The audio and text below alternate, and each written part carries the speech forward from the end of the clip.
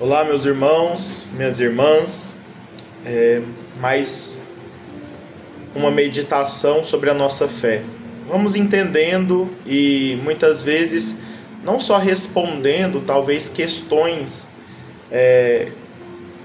na qual são críticas à Igreja Católica, né? Que a gente não está necessariamente com o objetivo de proselitismo ou de talvez dar uma resposta àqueles que não conhecem a fé. Nós estamos aqui progredindo, aprofundando na nossa fé. Nós já temos essa fé, nós cremos. Isso é importante, né? Nós já vimos a luz de Deus e a partir dessa luz nós nos aproximamos deste mistério. Nós nos deixamos de algum modo contemplar a beleza que essa mesma luz ela consegue nos revelar, né? Porque essa luz ela vem de Deus. E o intuito destes vídeos é verdadeiramente nos levar a mim, porque a palavra de Deus, né, não só vinda diretamente da Sagrada Escritura, mas estando em comunhão com ela, ela é uma palavra de dois gumes. Então, ao mesmo tempo que eu falo a vocês, eu também estou sendo, de algum modo, tocado, fortalecido e cada dia mais amadurecido pela fé. Então, nós vamos cada dia, cada formação, fazendo atos de fé. Isso é importante, eu creio, Senhor. É isso mesmo. E isso vocês vão perceber que, ao realizar esse ato de fé, você vai ver a concretude nele na sua vida. Você vai ver que faz sentido na sua experiência litúrgica, em comunidade, na Santa Missa, nos ritos, nos sacramentos. Você vai ver que faz sentido quando você começa a observar a vida de outras pessoas que não seguem a fé, né? Quão diferente é a vida delas e quão parece desnorteadas ou crendo em tantas coisas e ao mesmo tempo não tendo firmeza nas decisões da vida que essas pessoas estão. Aí sim a gente vai percebendo como de fato ter fé é importante para nos dar um caminho, para nos dar uma orientação, né? Então, hoje nós vamos caminhando e continuando o que nós refletimos na nossa formação passada.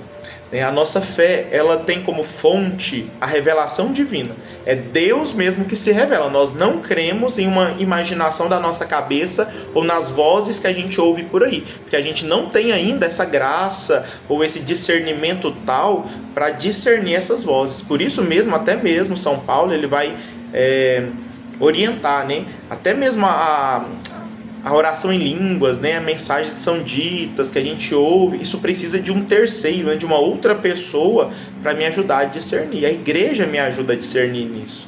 Então, por isso que eu não posso me achar, né, o escolhido de Deus e começar a ouvir vozes e etc. e começar a anunciar isso como uma verdade.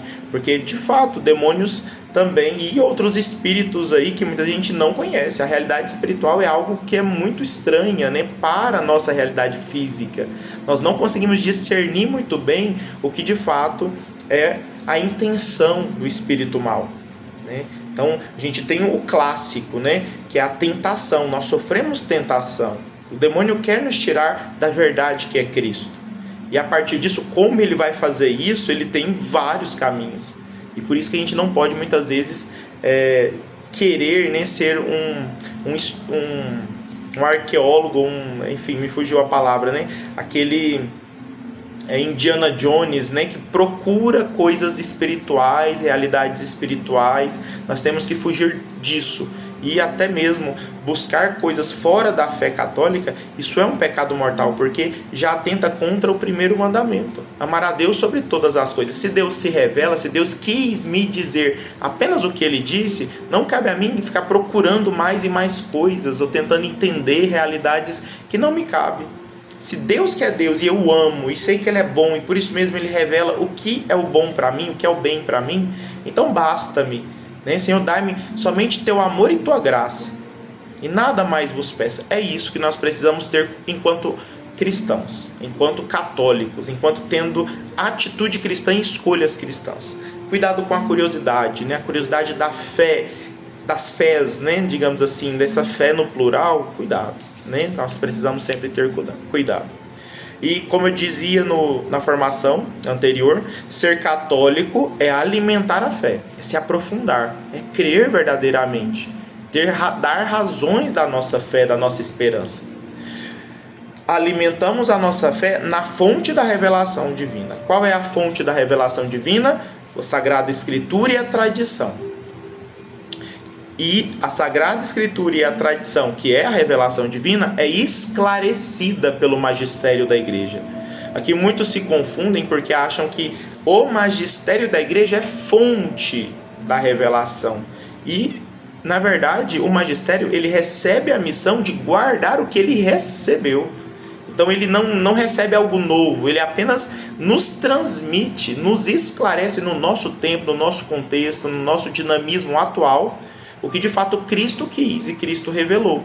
Cristo mesmo vai dizer, né, no Evangelho, o Espírito Santo virá para te recordar todas as coisas que já foram ditas e te ensinar coisas novas. Mas esse ensinar coisas novas não é uma voz que se ouve, mas sim nos ensinar coisas novas para aplicar a verdade do Cristo já revelada por Ele mesmo, né? As coisas que serão lembradas, mas trazer isso para a nossa realidade concreta e até mesmo para que nós consigamos, enquanto cristãos, enquanto seguidores da verdade de fé, nós consigamos verdadeiramente ser fiéis a Cristo no mundo hoje.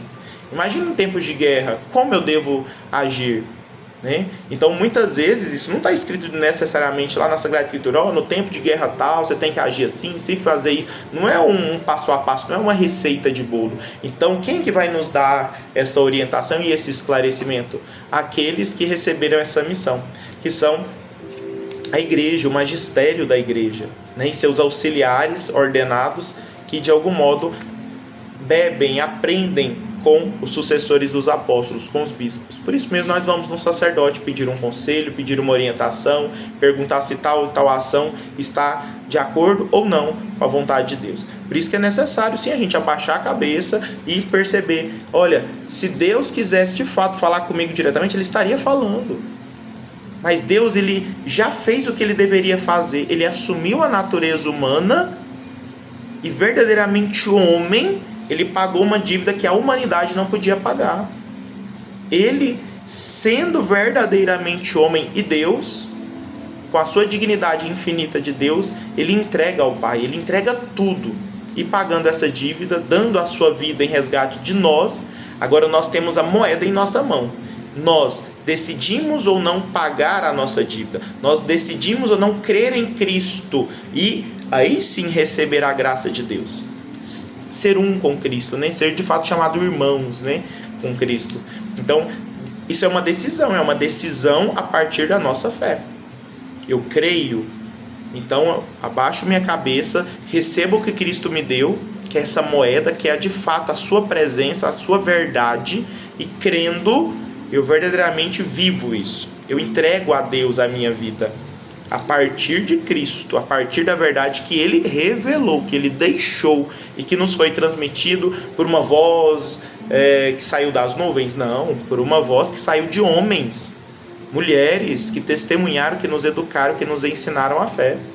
E é a partir destes homens que Cristo mesmo quis ser transmitido. Por isso mesmo nós precisamos relacionar a Sagrada Escritura, a tradição e o magistério de modo muito íntimo, né? Hoje nós vamos falar sobre a Sagrada Escritura. Em um primeiro momento eu gostaria de ler alguns versículos, só para a gente entender que antes de ter algo escrito, hoje nós falaremos sobre a Sagrada Escritura, a importância dela. Cristo também, Ele nos deixa, primeiramente, na sua igreja, a tradição oral. A importância do que foi dito, né, do que foi ensinado e posteriormente escrito, né? Então, a partir disso, nós vamos aqui. Atos dos Apóstolos, capítulo 14, no versículo 23. Os apóstolos designaram anciãos, aqui os presbíteros, né, para cada igreja, e com orações e jejuns os confiavam ao Senhor, em quem tinham passado a crer. Então aqui nós vamos perceber esse cuidado dos apóstolos de Jesus. Eles escolhiam pessoas específicas, anciãos, né, os mais velhos, os mais maduros na fé, aqueles que acreditaram em Cristo e de fato se aprofundaram nessa verdade. Para quê? Para cuidar dessas igrejas, cuidar daquela comunidade. É importante entender isso, por quê? Porque nós não temos a mesma missão. Quando a gente acha assim, os padres, eles são muito privilegiados. Não, eles têm uma missão própria deles, né? Eles têm de fato uma responsabilidade, serão cobrados por essa missão. Do mesmo jeito que um pai e uma mãe têm uma responsabilidade própria sobre os seus filhos, eles serão cobrados por isso. Mas é só para a gente entender que na comunidade, na igreja, né, digamos assim, vamos ver no nosso nível paroquial, né? Na igreja, formado por tantas capelas, tantas comunidades, tantos bairros que ainda não formaram comunidade, ali é necessário um pastor mais próximo. Porque o bispo ele não consegue alcançar essas pessoas de modo frequente, de modo, né, constante. Então, o sacerdote é aquele que de fato vai ser um auxiliar do bispo, para que o padre ele vai atender confissão, ele vai celebrar a ceia do Senhor, que é a Santa Missa, né, a Divina Liturgia. O padre ele vai dar a orientação espiritual, ensinar a palavra de Deus. E aqui a tradição oral ela ainda se mantém, é uma tradição viva, nós não podemos esquecer disso. É uma tradição viva. Quando o padre ele fala o que a igreja sempre disse, quando o padre ele ensina a verdade da fé, é a tradição se mantendo na história. Por isso mesmo nós falamos, nós temos uma tradição de 2000 anos. Como assim nós não vamos crer? Nós não somos uma igreja que fica se renovando a cada briga de líderes. Não! Nós temos uma tradição constante. É essa tradição que vai fundamentar a Sagrada Escritura. Então, uma outra passagem bíblica.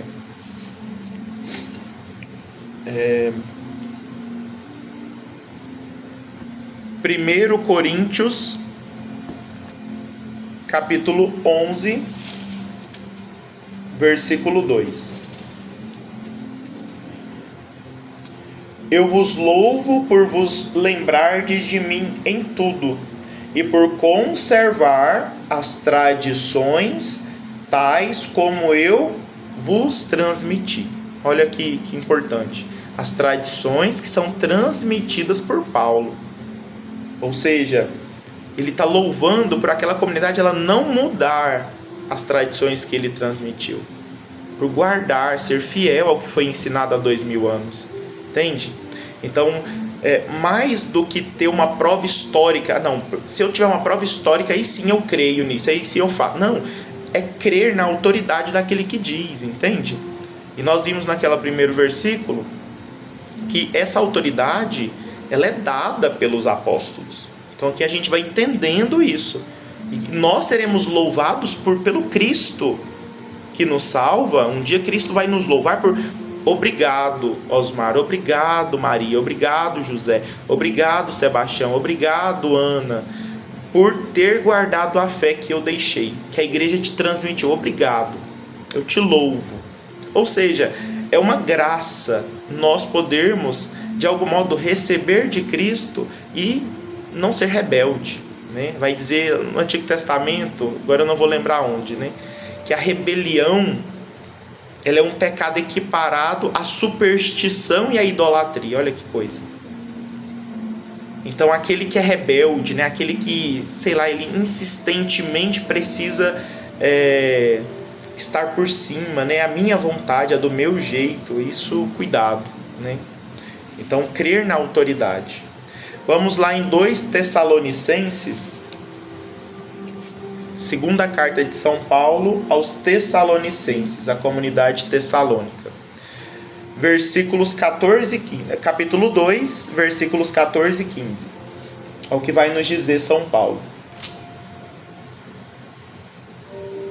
Para isso ele vos chamou pelo nosso evangelho. Evangelho significa testemunho, né? Para alcançar a glória de nosso Senhor Jesus Cristo.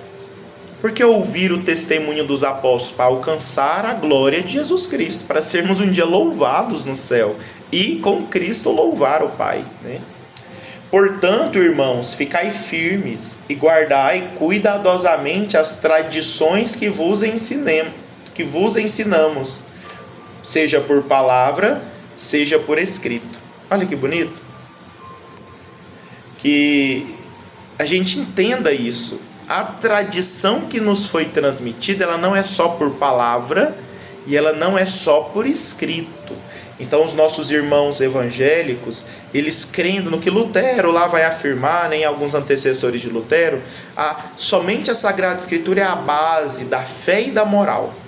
O magistério, a igreja, homens que pela sucessão apostólica têm autoridade, eles, para os evangélicos, não têm autoridade para interpretar a Sagrada Escritura, para nos transmitir qual é a vontade de Deus, mas para nós católicos tem sim.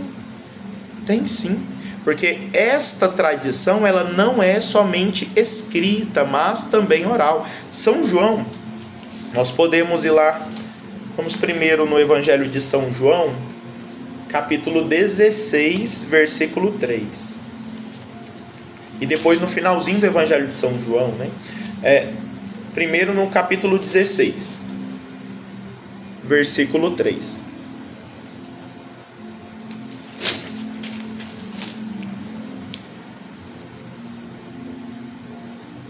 Virá a hora em que todo aquele que vos matar julgará prestar culto a Deus.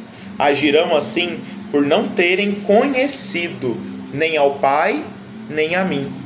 Eu vos tenho falado destas coisas, para que quando chegar a hora, vos lembreis de que eu as disse. Olha que interessante essa questão do lembrar, né? Do dizer, lembrar do que eu disse. Eles não conhecerão nem o Pai nem a mim, porque eles julgarão, né, matar vocês crendo, né, em Deus. Eles matarão vocês achando que estão prestando culto, estão sendo muito fiéis à lei de Deus. E por não conseguir discernir a realidade, o testemunho, eles acharão que a sua verdade é a que impera, e a partir dela a gente ou eles vão fazer o que acham que é necessário para defender essa palavra, né, essa lei. E no caso aqui, matarão os apóstolos, matarão e perseguirão aqueles que seguiram Jesus Cristo. E lá no final do Evangelho de São João, né, é muito bonito e muito significativo para nós a gente entender essa realidade, né? Este discípulo, né, João, que dá testemunho destas coisas e as escreveu, e nós sabemos que seu testemunho é verdadeiro. Ora, Jesus fez ainda muitas outras coisas. Se todas elas fossem escritas, uma por uma, creio que nem o mundo inteiro poderia conter os livros a serem escritos. Olha que coisa. Então, esse apóstolo que dá testemunho escreveu, né? Então, ele não só escreve, mas ele também dá um testemunho. A gente consegue entender aqui um testemunho oral, né, com as palavras, mas também um testemunho de vida. Ou seja, aquele que convive com o apóstolo, ele aprende com a vida do apóstolo. Aqueles que conviveram com Paulo aprenderam não só com as palavras de Paulo, e muito menos somente com o escrito de Paulo, mas sim com esse testemunho da vida, né? E a partir disso a gente vendo, né, uma forma de Deus falar conosco é através dos santos, por exemplo, né? Da vida daqueles que comprovaram que, seguindo Jesus, fazendo todos os sacrifícios que fizeram, amando como amaram Jesus Cristo, participando da missa como participaram, eles alcançaram graças, participaram digamos, a benevolência de Deus através deles. Por isso mesmo, através deles, Deus fez tantos milagres. Ou seja, aqui a gente consegue mais ou menos entendendo como é esse testemunho, né? O testemunho da vida cristã é isso. Ou seja, a autoridade da igreja, primeiro ela ouve de Cristo, depois ela testemunha e depois é que ela escreve. Então a gente tem que entender a Sagrada Escritura nesse processo em que a igreja, instituída por Cristo, que recebeu a missão de Jesus, ela testemunha e depois, se necessário, ela escreve. Quando nós olhamos para a Sagrada Escritura católica, ela tem 73 livros. Gravem bem esse número, porque a Sagrada Escritura protestante, evangélica, tem 7 livros a menos, tá bom? Então nós vamos ter 46 livros do Antigo Testamento e 27 livros do Novo Testamento. Lembrando que a única diferença entre a Bíblia católica e a evangélica é no Antigo Testamento, onde faltam esses 7 livros. E nós precisamos entender que a Sagrada Escritura, em todos esses livros, né, a própria palavra Bíblia significa os livros, né, ou o livro que contém vários livros, né, uma biblioteca, digamos assim. Esses vários livros foram escritos em diversos tempos históricos diferentes e por diversas pessoas diferentes, algumas das quais a gente nem sabe quem foi que escreveu. Mas qual é o que nos foi transmitido desde os judeus? Que esses escritos, eles são inspirados por Deus, é a vontade de Deus, porque eles nos falam verdadeiramente da revelação de Deus. E o que a gente precisa entender, né? Que por ser inspirado, todas estas palavras foram quistas, né? Foram queridas por Deus. E Deus mesmo quis que estas palavras nos fossem transmitidas. E logo é palavra de Deus. Do mesmo jeito que os anjos, né, que são mensageiros, a palavra anjo significa mensageiro, né, transmitem as suas palavras por obediência a Deus, eles não estão simplesmente transmitindo uma palavra deles, mas sim a vontade de Deus, a palavra de Deus, mensageiros. Então a gente poderia dizer que a Bíblia é um grande anjo na nossa vida, é uma grande mensageira da palavra de Deus. E assim, do mesmo respeito que nós teríamos diante dos anjos, né? Imagina quantas visões aí, talvez místicos, que tiveram essa visão de anjos, né? Perceber a grandiosidade que um anjo é, né, diante de nós, e nós considerarmos que essa Sagrada Escritura tem uma dignidade até maior, porque é a própria palavra de Deus que nos foi dada, né? Então, a Igreja Católica, nós cremos nessa integridade divina, né, da inspiração de todos os textos bíblicos. Só, claro, a questão da interpretação que nós precisamos depois falar um pouquinho mais.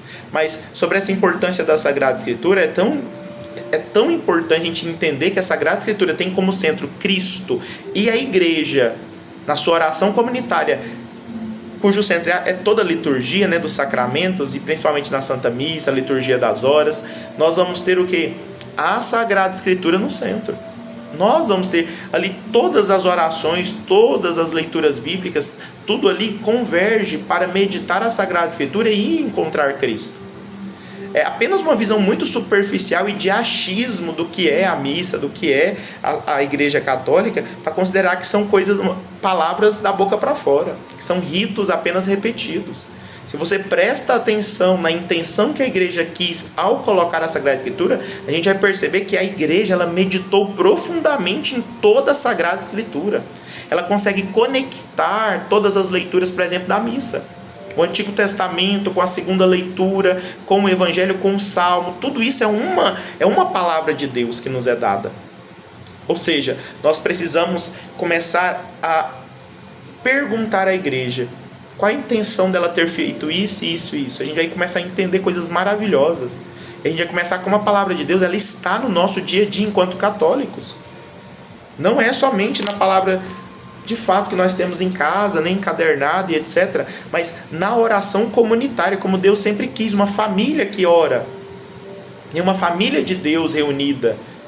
Então, na liturgia, nesse serviço do povo, nesse serviço público, verdadeiramente um serviço divino a nós. A igreja, ela medita a Sagrada Escritura, os Salmos, ela nos traz essa realidade de uma só história, de Cristo. Então o Antigo e o Novo Testamento, eles não são separados para nós católicos, eles é uma história só. O Antigo Testamento, ele não existe sem o Novo, e o Novo, ele não é tão bem compreendido sem o Antigo.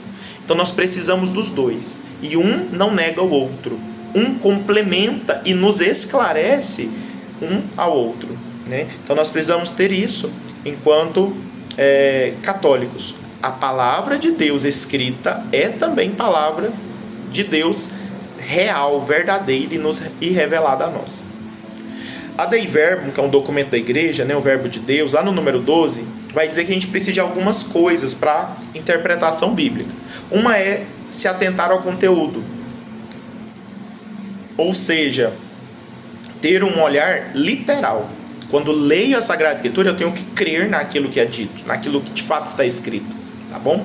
Um primeiro passo. Mas, ao entender o que está escrito, a minha interpretação ela deve estar unida à tradição viva da igreja. O que de fato os apóstolos, aqueles que foram escolhidos para de fato manter a fé, né? E Pedro, principalmente na figura do Papa, que vai receber o mandamento de Jesus: quando te converteres, confirma os teus irmãos. Depois da ressurreição, depois da prova de fé, né? Senhor, Jesus pergunta: Pedro, tu me amas? E fala: Senhor, eu amo. Tu sabes que eu te amo. Aí Jesus vai dizer: apacenta os meus cordeiros. Ou seja, a própria igreja recebe a autoridade de Cristo de apacentar, de cuidar da fé, de confirmar na fé os irmãos. Homens receberam essa missão. E nós precisamos ser obedientes à vontade de Deus. E se Deus assim quis, é assim que será. Então, vai dizer que essa interpretação nossa da Sagrada Escritura precisa estar de acordo com a tradição viva da igreja. Por isso mesmo nós temos algo tão bonito na igreja católica, que é a unidade, né? Nós obedecemos a palavra de Deus. João 17, a oração que Cristo faz ao Pai para a unidade dos apóstolos, unidade da igreja que estava nascendo. Pai, que eles sejam um, como eu e tu somos um. Gente, qual instituição cumpre melhor isso senão a igreja católica?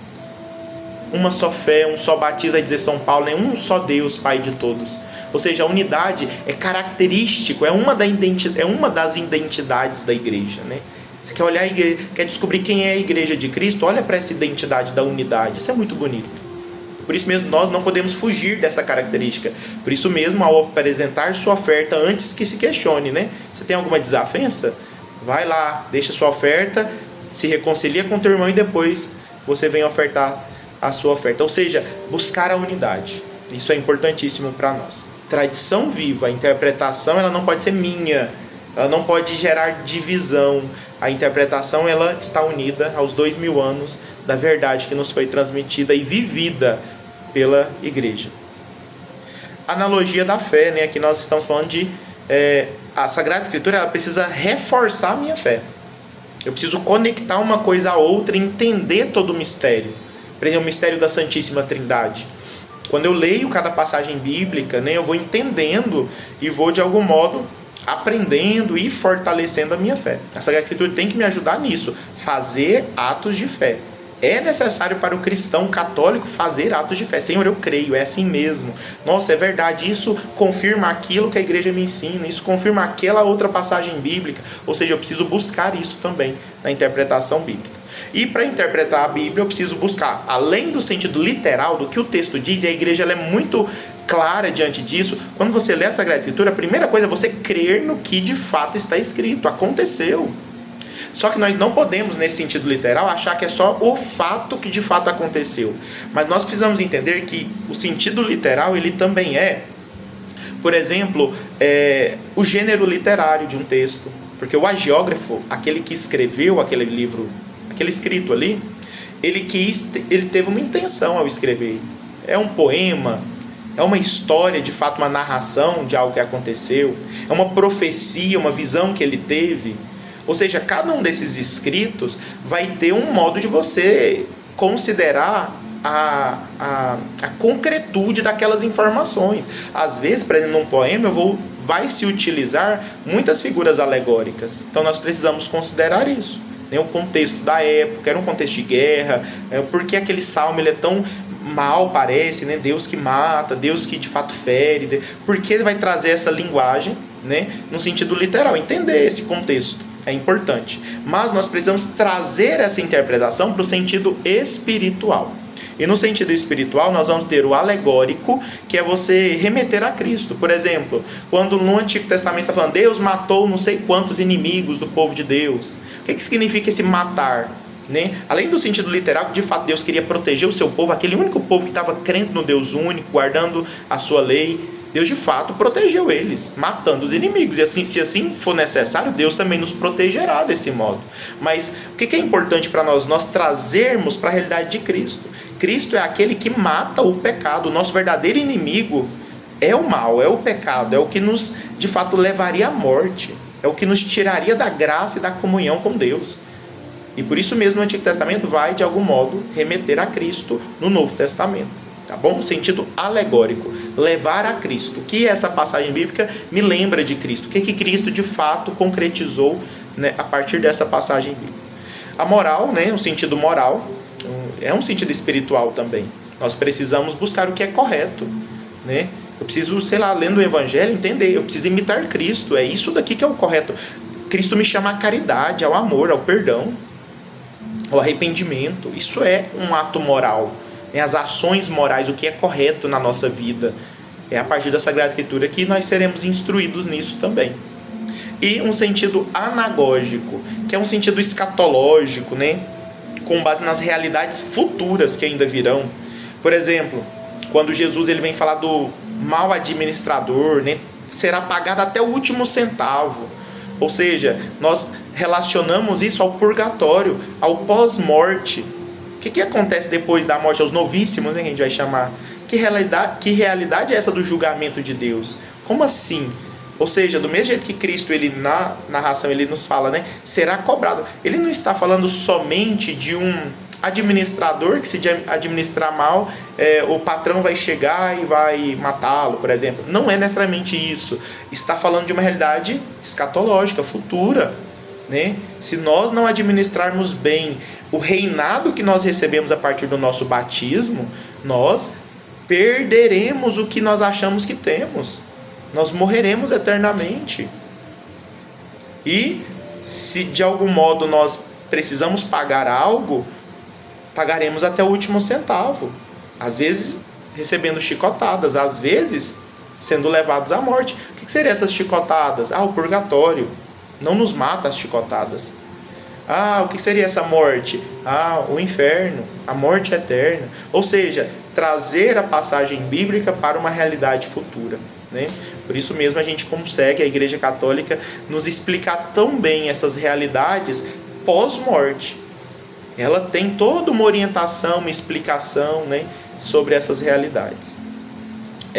Uma coisa importante que nós precisamos é um fato histórico, né? Nossa Sagrada Escritura, ela tem 73 livros que juntos formam a Palavra de Deus, que é a nossa Sagrada Escritura, a Bíblia. Mas esses livros, eles não foram escolhidos desde Cristo. Esses livros eles foram sendo escolhidos, ou os escritos, as cartas, né, foram escolhidas no decorrer da história, numa longa caminhada aí de fé.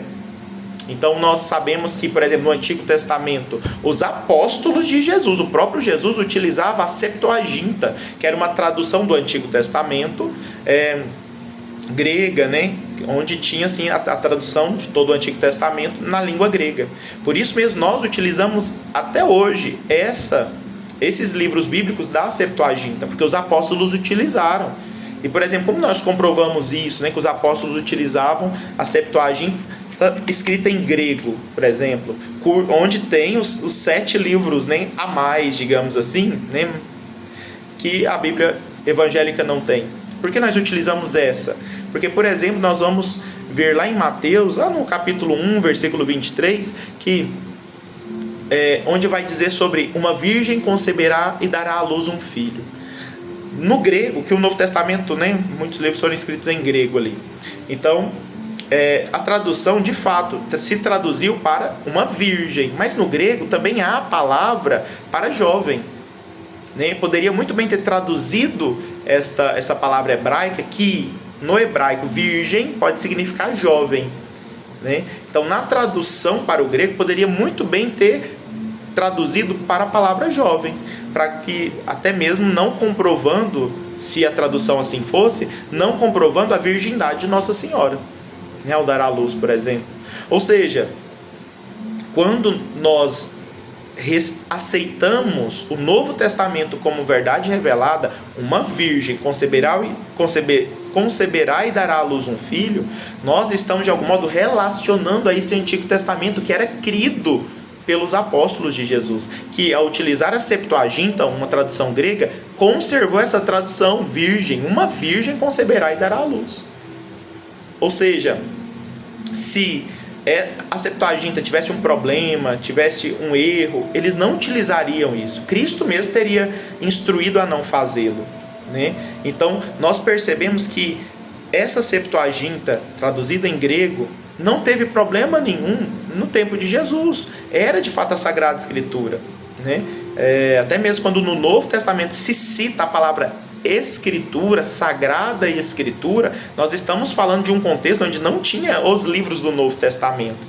Eles ainda estavam sendo escritos, que eram cartas, né, que os apóstolos escreviam, testemunhos da vida de Jesus. Ou seja, essa Sagrada Escritura, o texto escrito, né, ele era do Antigo Testamento.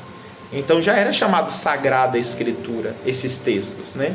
Então nós vamos perceber que a Igreja Católica, desde sempre, utilizou todos os 46 livros do Novo Testamento. Mas o que aconteceu que a Bíblia Evangélica ela ficou diferente?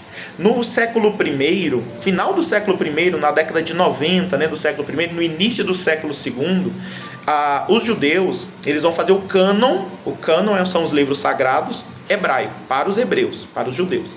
Ou seja, eles vão considerar que os livros para os hebreus sagrados são todos os livros escritos em hebraico, né, em aramaico, na língua hebraica. Ou seja, os livros escritos em grego, originais em grego, eles não serão inspirados por Deus.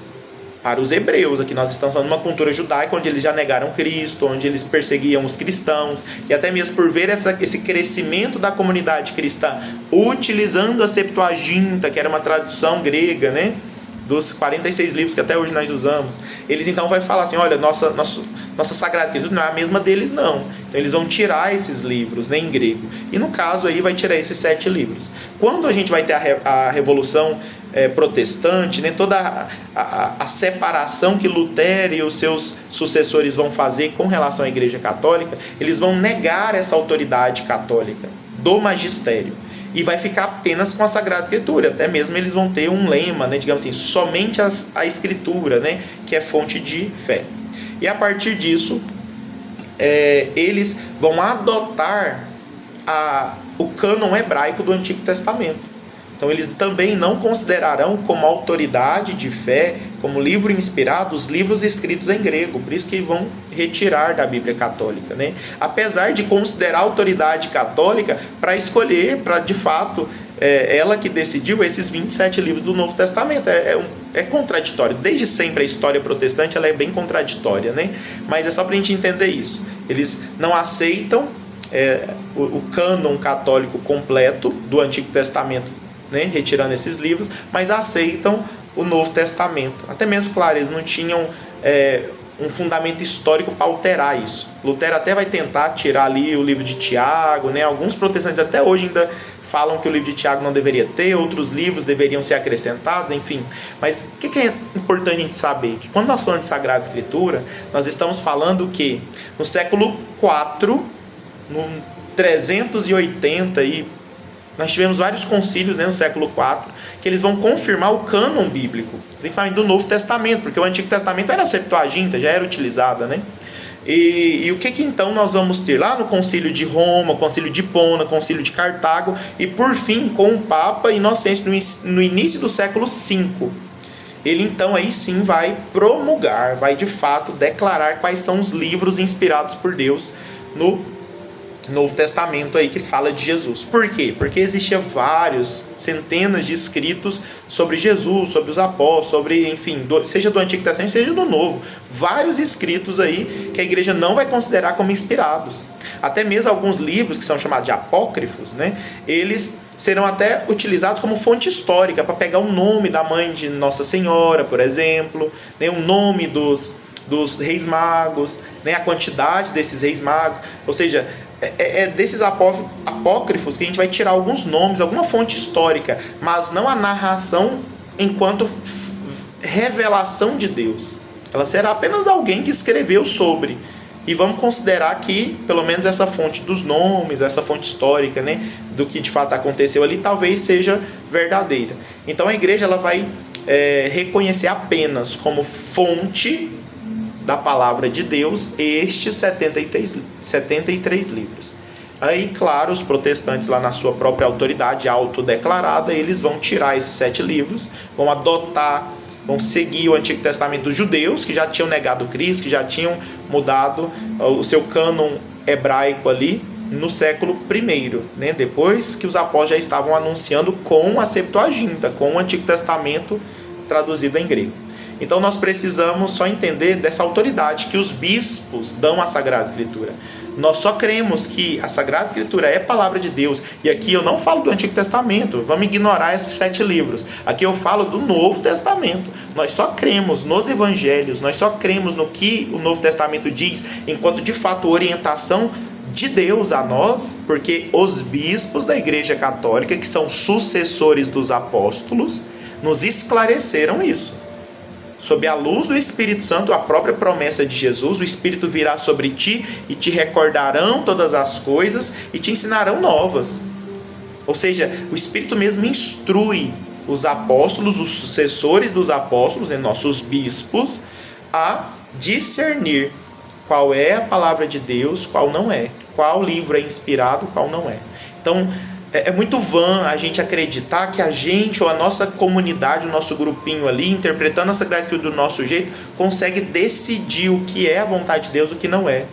Porque o próprio Cristo deu missão específica. Os apóstolos, em Atos a gente viu, deu missão para guardar a fé de uma comunidade a anciãos, a homens, a de fato pessoas escolhidas. Não era qualquer um, não era um que se autodeclarou o ancião ali e guardião da palavra de Deus. Não, mas foi um apóstolo que dava essa autoridade.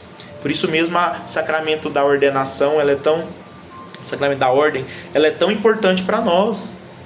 E durante 2000 anos a imposição das mãos a partir de homens que receberam a imposição das mãos antes, né, vão de fato marcar o fundamento da autoridade da Sagrada Escritura e da interpretação da Sagrada Escritura. Somente esses homens que recebem de Deus uma missão específica, a partir da imposição das mãos de sucessores dos apóstolos, somente eles podem de fato nos dar essa orientação fiel. E imagina esses apóstolos, esses bispos reunidos em concílio.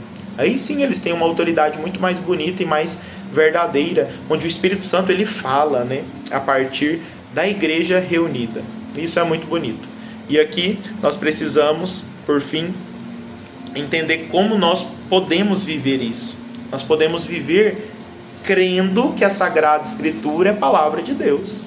Abrindo, meditando e, claro, tentando a gente buscar uma interpretação literal, né, entendendo o contexto histórico, estudando mesmo a Sagrada Escritura, né, separar um tempo a gente se aprofundar nisso, né, e também o sentido espiritual. A gente sempre, na nossa meditação, principalmente diária, né, buscar esse sentido espiritual. Senhor, o que isso fala para a minha vida? Né? O que isso fala para a minha vida de fé? Né? Eu não entendo isso, eu preciso buscar, eu não preciso buscar, eu consigo entender essa parte da Sagrada Escritura, né? Mas trazer a palavra de Deus para o nosso dia a dia. Isto é crer na autoridade da Sagrada Escritura. Crer na autoridade não é falar assim, eu creio, que bonitinho, aí você vai e deixa a sua Bíblia lá guardada ou aberta no Salmo 91. Enfim, nós precisamos colocar em prática a nossa fé. E colocando em prática é crendo, né, principalmente. Que nós possamos, com a graça de Deus, ser propagadores da palavra. Isso é importante. E a gente tem que lembrar, o testemunho, ele não é somente oral. Eu vou ler a palavra de Deus e sair falando para todo mundo o que Deus falou para mim. Né? Não, talvez essa mensagem de Deus na sua meditação seja para você, fala da sua vida, da sua conversão, da sua necessidade de se entrar em comunhão com Ele, né? De crer mais e mais, de aprender com os santos e etc. E muitas vezes a sua transmissão da palavra de Deus vai ser através da sua vida, da sua própria conversão, sem muitas palavras. Alguns sim recebem a missão de propagadores da palavra oralmente, né? Digamos assim, mas outros, o próprio testemunho de cuidar bem da sua família, de dar um bom testemunho cristão, isso é lindo, gente. Isso de fato movimenta a igreja. O que de fato sustenta a igreja são os testemunhos encarnados. Não é palavras, não é o que o padre diz no púlpito, é o que de fato eu acolho daquela palavra que o padre disse e encarno na minha vida. Isso faz a comunidade crescer, isso atrai mais pessoas. É isso que de fato faz a igreja se manter viva durante esses 2000 anos. É o Cristo que se encarna na minha vida. É a palavra dele, o verbo encarnado, que faz um comigo. Como Paulo vai dizer, que Cristo viva, né? Que Cristo viva, que eu desapareça. A gente precisa colocar a palavra de Deus sendo o suor da nossa pele, né? Mas isso é difícil, eu falo por mim mesmo, estou longe disso, mas essa precisa ser a nossa busca, porque eu creio na autoridade da palavra de Deus, porque me foi dada pela igreja, eu creio nessa autoridade, é muito bonito, que nós possamos viver nossa fé hoje e sempre, em nome do Pai, do Filho e do Espírito Santo, amém.